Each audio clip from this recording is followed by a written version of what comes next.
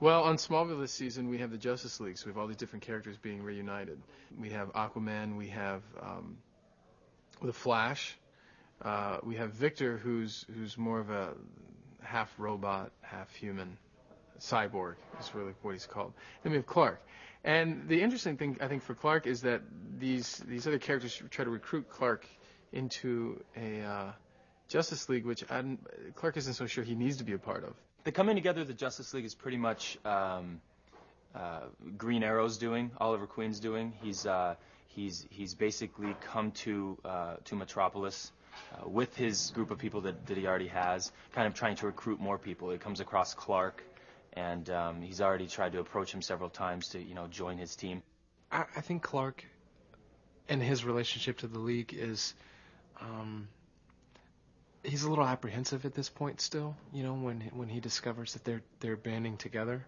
But I think it's going to inspire him to want to be a part of something like that and do some good. I think he desperately wants to do some good and use his powers for good. Right now, one of the characters of the Justice League has been kidnapped. He's disappeared, and we think it's Lex Luthor. So the Justice League comes together to try to find the Flash, who's missing. The Justice League is on a mission to save me because I got caught, and they have a whole side mission where they're going to go into the building and blow it up. So it tries to foil, I guess, Lex Luthor's main plan.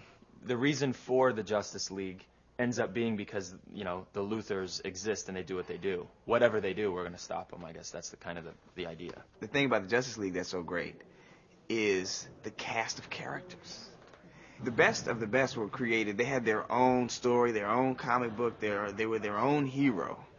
But then you put them all together, and the dynamics of these characters interacting is just so strong. I think Aquaman's. I think he's kind of a fun, lighthearted superhero. Maybe I bring that quality because I'm sort of just easygoing, and I think we share that quality a little bit. Flash is unique compared to other superheroes because I think he's a little more arrogant. He's a little more easygoing with his powers. He's a little quicker to show off than most people are, and I don't think he's really afraid of getting caught. Cyborg, what he has that none of the other members have is that he is part machine and part computer, and so he can interface with all different types of computers. He can access the internet, and he brings a technological element to the team, and on top of that, his devastating good looks, which Cyborg has in spades. My favorite arrow of all time is the standard, just hunting arrow, the silver-tipped arrow. And I tell you why, because it's the easiest thing to shoot. All the other gadgets and things like that, they're all like their weight is off and stuff. This one you can just pull back, you can shoot it, you know where it's going to go. Everyone around is safe.